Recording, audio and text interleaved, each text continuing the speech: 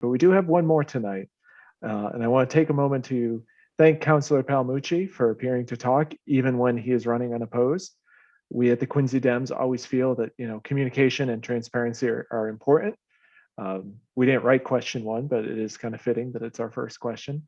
So we appreciate him taking the time out of his busy schedule to appear and talk to us, even though he is not in a contested election. So Councilor Palmucci, excellent. We'll just dive right in. Your opening statement, sir. All right, introduction. I've represented, it's been an honor to represent Ward 4 for the past 12 years. My primary focus has always been and will always be getting things done for people when they need it done. It's constituent services. That's what this job is all about, from start to finish. All right, you have to be accessible, reachable. You got to call people back, and you have to help people with the problems, whether they're big or little. I think I said the night I got elected, they said, "What's going to be your priority?" And I said, "Whatever people call me about, it's going to be my priority."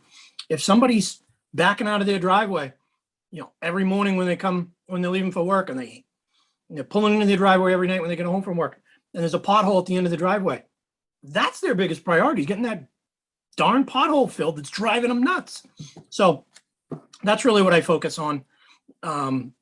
I've had 6 elections, 7 elections.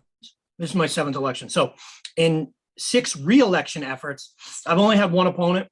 I beat that person 4-1 by a 4-1 margin. And people every year will say, "Oh, you're so lucky, no one's running against you." I don't consider it luck. I think it's an indication that people are satisfied with the job I do. If they weren't, they'd run against me, right?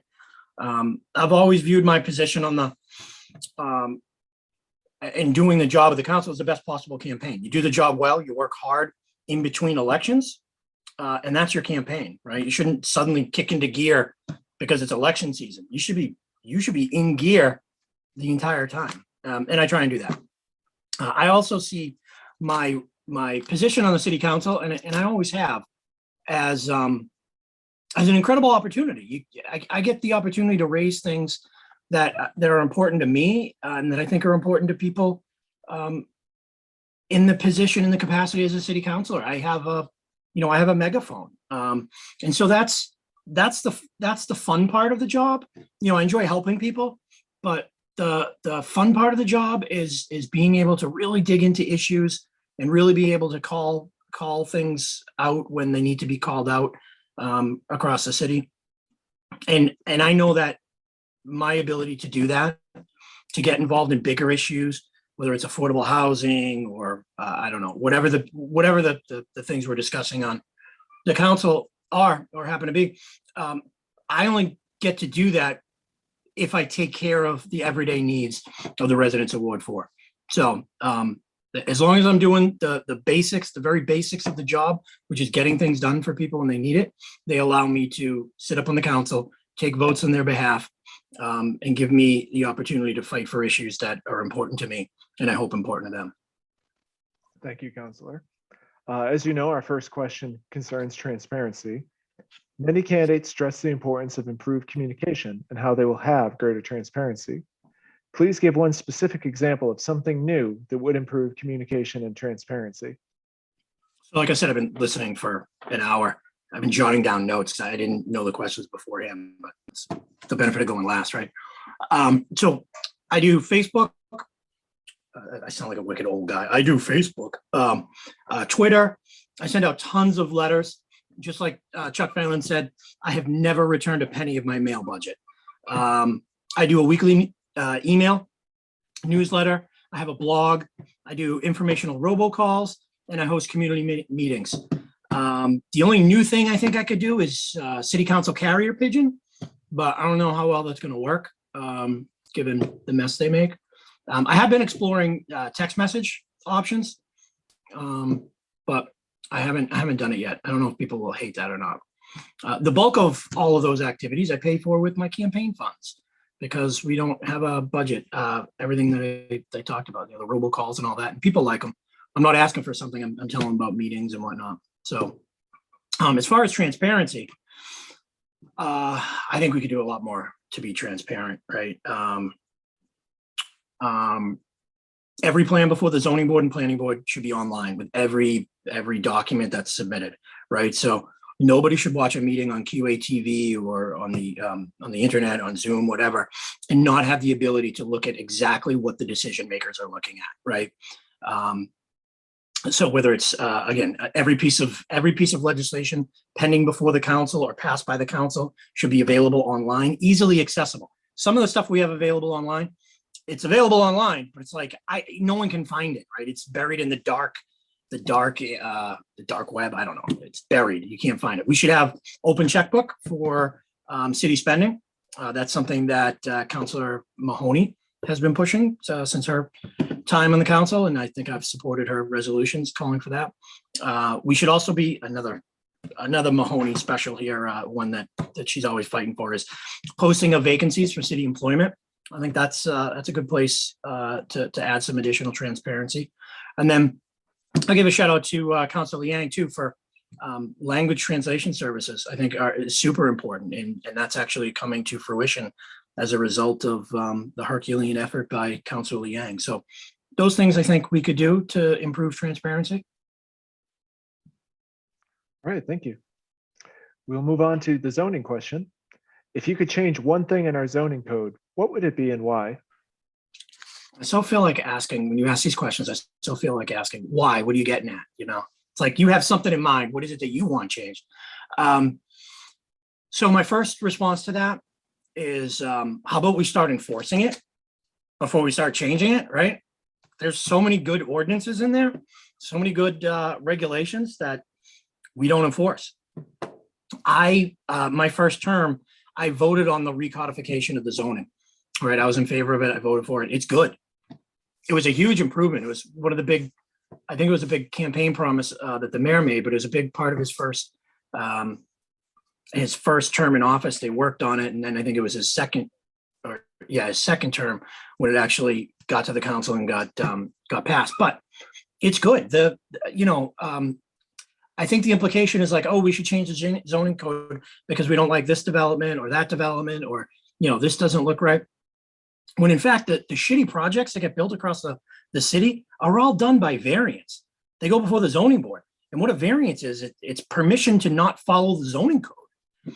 So most of these, crap projects are projects that don't follow the zoning code. So before we change it, how about we enforce it? It's pretty good.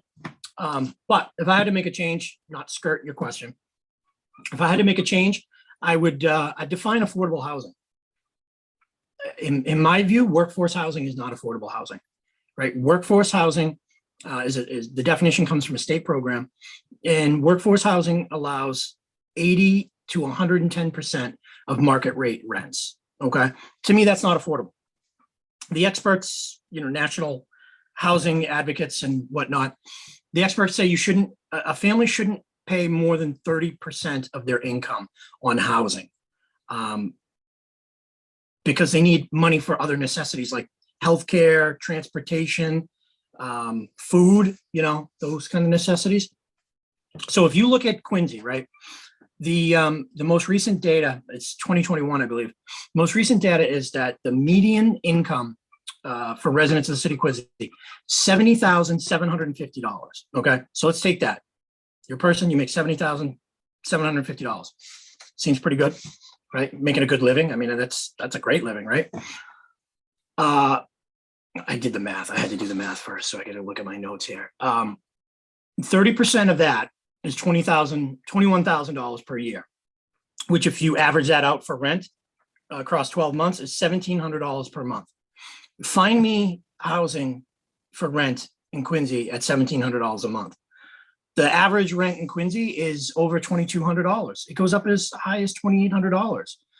So I think we need to better define affordable, and we need to really perhaps think about not allowing developers to buy out of building affordable housing. Right now, our IZO, the inclusionary zoning ordinance, allows developers to go for the Affordable Housing Trust and offer money payment in lieu of units. We built up a war chest of an affordable housing fund, and no affordable housing was built as a result. Over this, up until very recently, this building boom we've had in the city. So I think we need to start building more affordable housing, requiring developers to not pay money and get out of their obligation to build affordable housing. We need to keep Quincy affordable for Quincy residents. So, Thank you. what do you think? What do you think needs to be changed? I'm just the moderator. Next And up, doing we a have. fine job too, by the way. I love the commercial for the breakfast. That was Thank good. you. In your own words, can you define critical race theory in relation to civic planning or the social structures of our city? And do you think Quincy can? Sorry, let me Sorry, finish. I'm sorry. Do you think Quincy can benefit from this type of thinking? Why or why not? So I don't know whose words you expected me to use, but so I kind of reject the premise, right? Critical race theory. It's like it's as scary as Antifa. Ooh. I don't like the labels that have been manipulated into the public opinion. You know, and that's a label. Antifa is a label. Critical race theory is a label. Antifa stands for anti-fascist. I think most Americans, myself included, are anti-fascist. Yet Antifa is the boogeyman that hides under the bed of every viewer of Fox News. It's like the scariest thing in the world, Antifa, right? It just means anti-fascist. It's a label that's been manipulated in public opinion. So is critical race theory. And I mean, I don't want to criticize any of the candidates, but I heard people say, "Oh, you can't define." No, it has a definition, right? Critical race theory started in the 70s and 80s as a way in which to look at legal issues in the legal system, right? It was a framework in which to present legal arguments. So it's been around since the 70s. Is what 20? I don't know why I looked at my computer to confirm that it's the year 2020. Yeah, it's been around for 50 years, right? So I just feel like we need to lower the temperature a little bit. Critical race theory is not a litmus test. Critical race theory is two principles, right? Two principles: that racism is a social construct and that it's not the result of a few bad apples. That's critical race theory.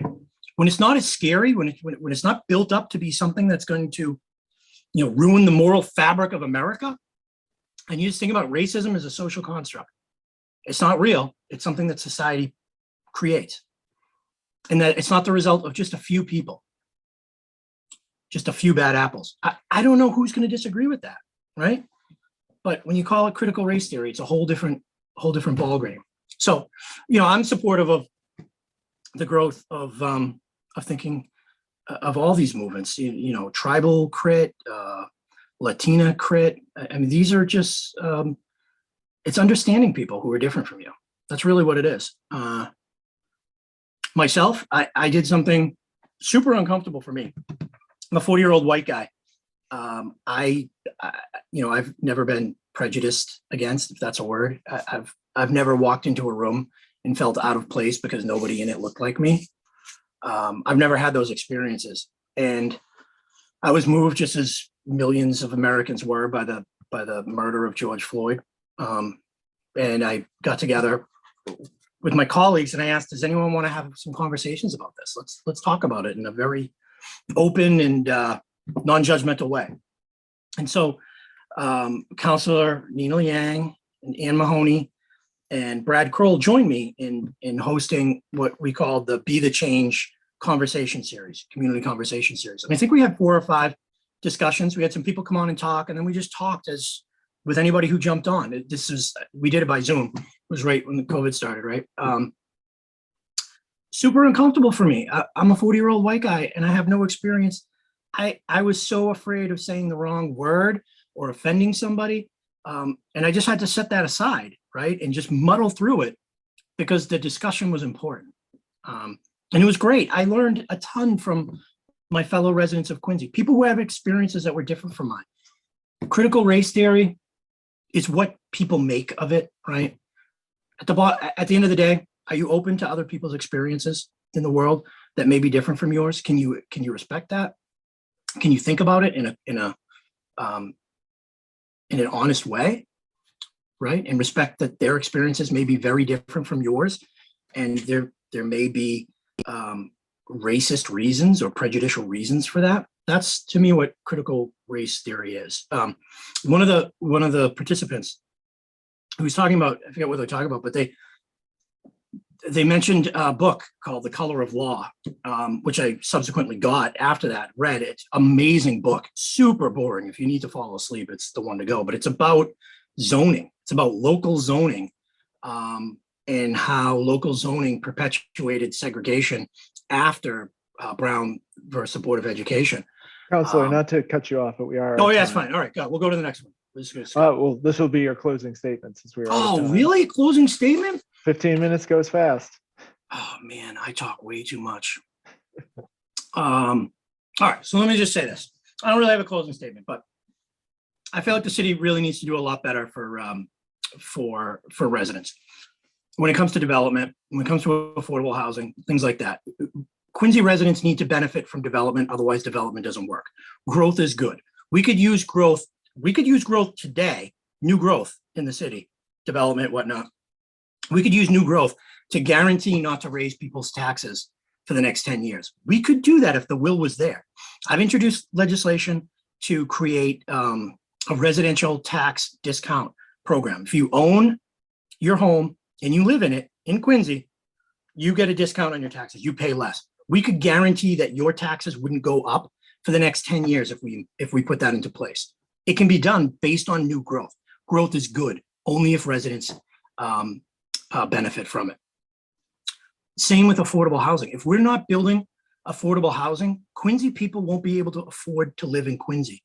The blue collar folks who built this city, who have defined this city for generations, won't be able to afford this city if we keep going the way we're going.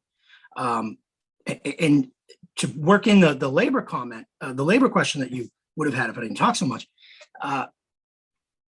we're allowing developers to not build affordable housing, or the city's allowing developers to not build affordable housing and to not hire local tradesmen and tradespeople, tradeswomen and tradesmen, right? So we're not, it's not fair to folks, right? So we need to either house them or hire them, okay? Folks who make under $70,750 need to have a place to live. They need to have job opportunities in the city of Quincy. We can do better. We can do better with the resources that we have. One at a time. So many more things I wanted to say. Next time, Counselor, next time. Thank you so much, Counselor Brian Palmucci, for your time and appearing Thanks for before having this me. forum. Go Democrats.